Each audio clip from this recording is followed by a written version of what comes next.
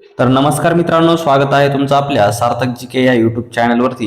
मित्रांनो, आज आपण तलाठी भरतीसाठी काही महत्त्वाचे जनरल नॉलेजचे प्रश्न या व्हिडिओच्या माध्यमातून पाहणार आहोत, जे की मित्रांनो येणाऱ्या तलाठी भरतीसाठी तुम्हाला अतिशय महत्त्वाची ठरणार आहेत। तर आपण कसल्याही प्रकारचा उशीर न करता आजच्या व्हिडिओला सुरुवात करूया। तर पहिला प्रश्न मित्रांनो बघा आपल्या समोर आहे, थिंबा पॅलेस कोणत्या जिल्ह्यामध्ये आहे?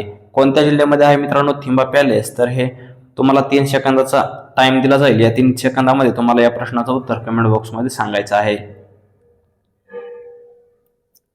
तर मित्रांनो, या प्रश्नाचं उत्तर आहे पर्याय क्रमांक 3, रत्नागिरी या जिल्ह्यामध्ये आहे थिंबा पॅलेस। दुसरा प्रश्न बघा मित्रांनो आपल्या समोर आहे, आशियातील सर्वात मोठी पंचतारांकित औद्योगिक वसाहत कोणत्या जिल्ह्यामध्ये आहे? आशियातील सर्वात मोठी पंचतारांकित औद्योगिक वसाहत कोणत्या जिल्ह्यामध्ये आहे? तर मित्रांनो बघा पर्याय आहेत मुंबई, वाळुंज, चाकण किंवा बुटिबोरी। तर या प्रश्नाचं उत्तर आहे पर्याय क्रमांक 4, बुटिबोरी या जिल्ह्यामध्ये आहे। पुढचा प्रश्न बघा मित्रांनो आपल्या समोर आहे, हैदराबाद शहर कोणत्या नदीकाठी आहे? हैदराबाद शहर कोणत्या नदीच्या काठी आहे? पर्याय आहेत बघा तुंगभद्रा, मुसी, पालेरू किंवा घटप्रभा। तर मित्रांनो या प्रश्नाचं उत्तर आहे पर्याय क्रमांक 2, मुसी या नदीकाठी आहे हैदराबाद हे शहर।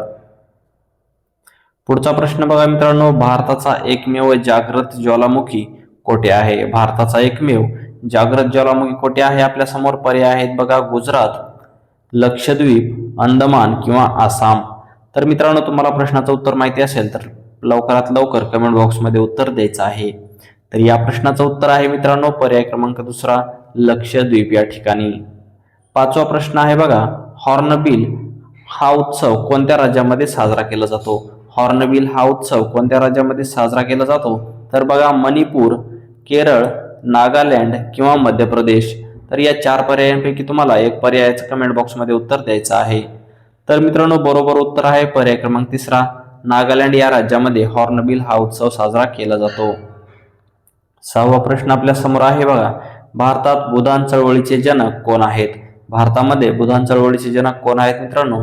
तर पर्याय आहेत बघा साने गुरुजी, लोकमान्य टिळक, विनोबा भावे किंवा महात्मा गांधी। तर मित्रांनो या प्रश्नाचे योग्य उत्तर आहे पर्याय क्रमांक 3, विनोबा भावे हे आहेत भारतामध्ये बुधान चळवळीचे जनक। 7वा प्रश्न बघा आपल्या समोर आहे, मराठ्यांचा इतिहास प्रथम इंग्रजीमध्ये कोणी लिहिला? मराठ्यांचा इतिहास प्रथम इंग्रजीमध्ये कोणी लिहिलेला आहे?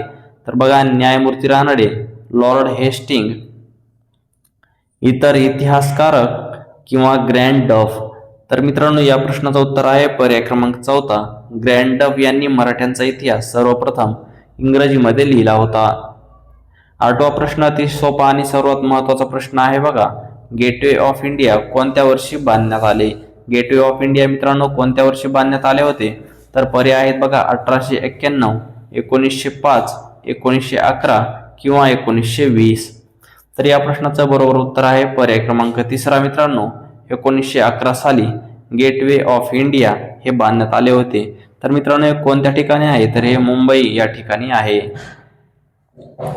10वा प्रश्न बघा मित्रांनो आपल्या समोर आहे, 10वा प्रश्न आहे, बहामनी राज्याची स्थापना खालीलपैकी कोणी केली? बहामनी राज्याची स्थापना कोणी केलेली आहे मित्रांनो? बघा पहिला प्रश्न आहे अल्लाउद्दीन हसन, महमूद गवान, हसन गंगू किंवा सिमोक। तर मित्रांनो तुम्हाला या प्रश्नाचं उत्तर माहिती असेल तर कमेंट बॉक्समध्ये उत्तर द्यायचं आहे। तर या प्रश्नाचं उत्तर आहे मित्रांनो पर्याय क्रमांक 3, हसन गंगू यांनी बहामनी या राज्याची स्थापना केलेली आहे। तर मित्रांनो आज आपण या व्हिडिओच्या माध्यमातून 10 जनरल नॉलेजचे काही प्रश्न पाहिलेले आहेत। ही जर प्रश्न तुम्हाला आवडले असतील तर व्हिडिओला लाईक करा आणि अशाच प्रकारे मित्रांनो आपल्या व्हिडिओवरती दररोज तुम्हाला चॅनलवरती व्हिडिओ पाहायला मिळतील, त्यासाठी आपल्या चॅनलला सबस्क्राईब करून नक्की ठेवा। तुमच्या मित्रमैत्रिणींना हा व्हिडिओ नक्की शेअर करा। धन्यवाद मित्रांनो, भेटूया आपण दुसऱ्या एका तलाठी भरतीच्या महत्त्वपूर्ण जीके व्हिडिओमध्ये। धन्यवाद।